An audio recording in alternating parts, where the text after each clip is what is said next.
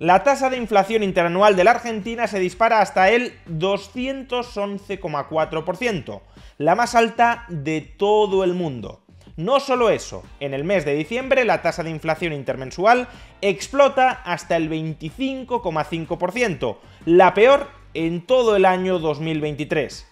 ¿Se trata de un fracaso de la política económica de Javier Milei? Argentina terminó 2023 con una tasa de inflación interanual del 211,4%. Se trata, decía, de la tasa de inflación más elevada del mundo, por delante incluso de Venezuela o de Turquía. Y también, por cierto, de la tasa de inflación más elevada de la Argentina desde la hiperinflación de finales de los 80 y principios de los 90.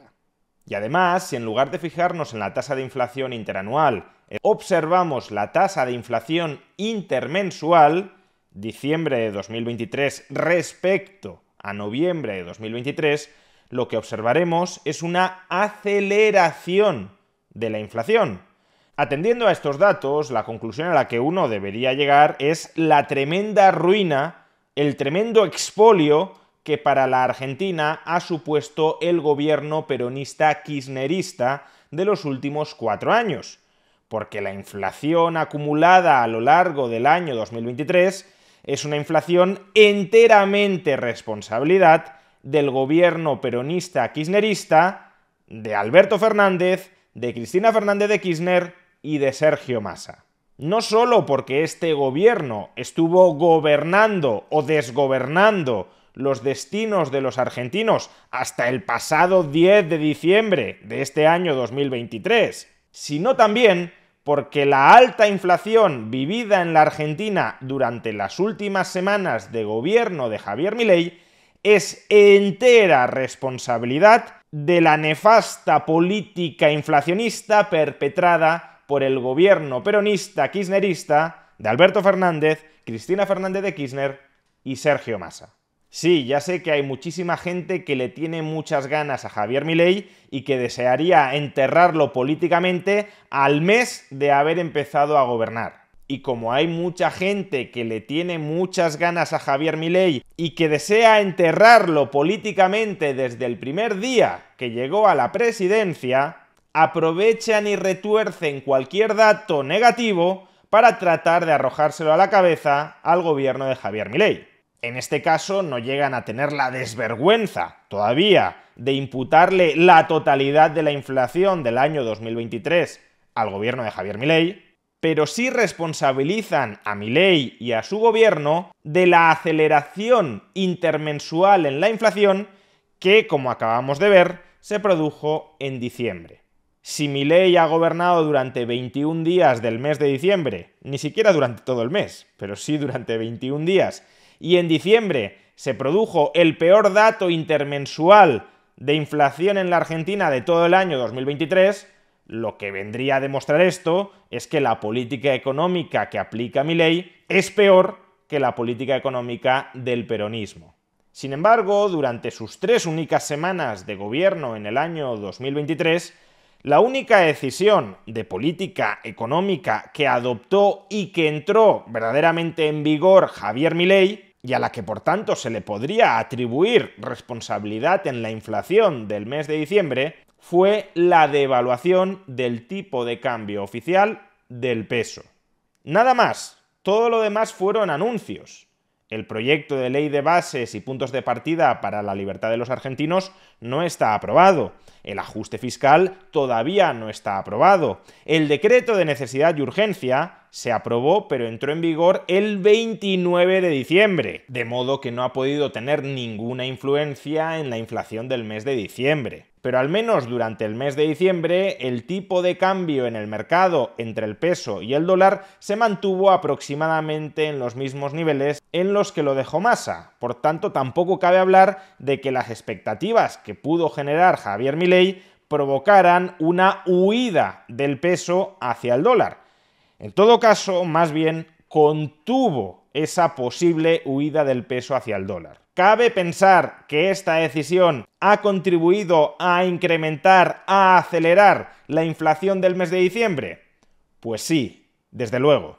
El 11 de diciembre el tipo de cambio oficial pasó de 400 pesos por dólar a 800 pesos por dólar, lo cual evidentemente encarece en mucho las importaciones argentinas que hasta el momento se conseguían financiar con un tipo de cambio de 400 pesos por dólar. Para comprar fuera de la Argentina y traerlo dentro de la Argentina algo que cuesta $1, antes del 11 de diciembre había que pagar 400 pesos y a partir del 11 de diciembre 800 pesos. De modo que a la hora de venderlo internamente también han de incrementar de manera muy sustancial el precio en pesos. Si mis costes por dólar importado han subido de 400 pesos a 800 pesos, pues a la hora de venderlo internamente también tendré que subir precios de manera acorde a ese encarecimiento de mis costes. No es la primera vez que esto sucede. En el mes de agosto del año 2023, el peronista Sergio Massa devaluó el peso en alrededor de un 20%. Ahora Milei lo ha hecho en un 50%. ¿Y qué sucedió inmediatamente después? Pues que los precios, que en términos intermensuales venían creciendo a un ritmo de alrededor del 6% mensual, a partir de agosto comenzaron a incrementarse a un ritmo del 12%, de más del 12% intermensual. Vamos, que no debería haber ninguna sorpresa al respecto, porque incluso en estos dos ejemplos la relación entre devaluación e inflación intermensual es aproximadamente la misma. Por tanto, sí, la devaluación del tipo de cambio oficial aplicada por Milei durante el mes de diciembre es la principal responsable del fogonazo inflacionista que se vivió en la Argentina durante el mes de diciembre. Ahora bien, ¿es responsabilidad de Javier Milei la devaluación, la fortísima devaluación del tipo de cambio oficial que tuvo que aplicar al inicio de su presidencia? No. El tipo de cambio oficial únicamente es el precio al que el Banco Central de la República Argentina vende los dólares que posee. Ese precio al cual el Banco Central vende los dólares que posee en reserva no tiene por qué ser el precio de mercado. El Banco Central podría vender los dólares o mucho más baratos o mucho más caros que el precio al que se compran y se venden dólares contra pesos en el mercado. Obviamente, si el Banco Central vendiera los dólares mucho más caros que en el mercado, nadie se los compraría al Banco Central, todo el mundo los compraría en el mercado. Y a su vez, si el Banco Central vende los dólares mucho más baratos de lo que se venden en el mercado, todo el mundo se los querrá comprar al Banco Central, aunque solo sea para comprarlos más baratos y revenderlos luego más caros en el mercado. A la diferencia entre el tipo de cambio oficial y el tipo de cambio de mercado o tipo de cambio paralelo, se la conoce como brecha cambiaria. Y una brecha cambiaria muy elevada es algo muy difícil de sostener en el tiempo dentro de una economía, porque cuanta mayor sea la diferencia entre lo que vale el dólar en términos de pesos y el precio al que el Banco Central vende esos dólares, más intensa, más voraz se volverá la demanda interna de dólares frente al Banco Central, porque mayor está siendo la transferencia de riqueza desde el Banco Central a aquellos que consiguen comprar los dólares al precio subsidiado al que los vende el Banco Central. Y esto, claro, lo que provoca es el vaciamiento de las reservas del Banco Central y la necesidad de imponer crecientes racionamientos a los importadores. Es el Banco Central el que tiene que decidir: a ti te doy dólares, a ti no te los doy. Es decir, tú sí puedes importar, tú no puedes importar. Pero ¿cómo sabe el Banco Central o los burócratas estatales cuáles son las mercancías extranjeras que resultan más urgentes de importar dentro de la Argentina? No, muchísimas importaciones son importaciones de bienes intermedios. Bienes intermedios que indirectamente y en última instancia puede que terminen utilizándose o no para producir bienes de consumo dentro de la Argentina. Bienes de consumo que pueden a su vez tener un carácter muy básico o muy fundamental o no tenerlo. Con lo cual, si el Banco Central, si el burócrata no conoce todo el proceso dentro de la cadena de valor de los distintos bienes, cuando se enfrente a esa disyuntiva, no tendrá la información para determinar si esta importación es más importante que esta otra importación. Y por tanto, racionará las importaciones a ti te doy dólares, a ti no te los doy, de manera completamente arbitraria. Es decir, sumiendo a la organización económica interna de la Argentina en el caos. De ahí que sea tan complicado que el Banco Central en el medio plazo pueda sostener una brecha cambiaria, una diferencia entre el tipo de cambio de mercado y el tipo de cambio oficial que sea muy grande. Cuando la brecha cambiaria se ensancha mucho, los políticos tienden a devaluar el tipo de cambio oficial para estrechar esa brecha cambiaria. Como ya hemos explicado, el propio Sergio Massa lo tuvo que hacer en agosto. En agosto el tipo de cambio de mercado del peso respecto al dólar duplicaba el tipo de cambio oficial. Y Massa tuvo que devaluar un 20% el peso, el tipo de cambio oficial del peso, para reducir un poquito esa brecha cambiaria. El problema fue que después de devaluar, como los mercados anticiparon correctamente que venían 3 meses de políticas tremendamente inflacionistas para intentar comprar las elecciones, el tipo de cambio de mercado del peso frente al dólar se depreció todavía más, de modo que la brecha cambiaria no se redujo a pesar de la devaluación del tipo de cambio oficial. Pues bien, cuando llega al gobierno Javier Milei, el tipo de cambio de mercado es casi 3 veces el tipo de cambio oficial.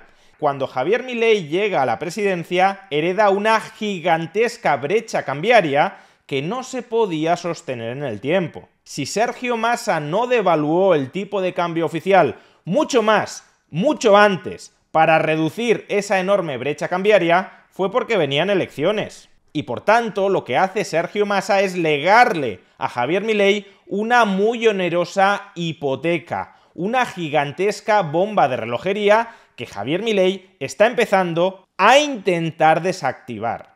Y el primer paso para intentar desactivarla era sincerar el tipo de cambio oficial con respecto al tipo de cambio de mercado, reconociendo cuál es el auténtico valor del dólar en relación con el peso. Que se habría producido igualmente hubiese ganado Javier Milei o hubiese ganado Sergio Massa, esa devaluación del tipo de cambio oficial ha generado el fogonazo inflacionista que hemos visto en diciembre. Pero si el fogonazo inflacionista de diciembre es consecuencia de la devaluación en un 50% del tipo de cambio oficial del peso respecto al dólar y la devaluación en un 50% del tipo de cambio oficial del peso respecto al dólar es consecuencia de la brecha cambiaria que le dejó Sergio Massa a Javier Milei, que a su vez es consecuencia de las políticas inflacionistas tremendamente irresponsables, cortoplacistas y suicidas que aplicó Sergio Massa estando al frente del Ministerio de Economía y sobre todo durante los meses justamente anteriores a las elecciones presidenciales, debería ser más que obvio que la enorme inflación que ha experimentado Argentina durante el mes de diciembre también es responsabilidad de Sergio Massa y por tanto del peronismo. Con el tiempo, a Javier Milei se le podrá criticar o alabar en función de cuál termine siendo el resultado de su política económica. Pero de momento, no le carguen a Javier Milei los muertos que tenía en el armario el peronismo.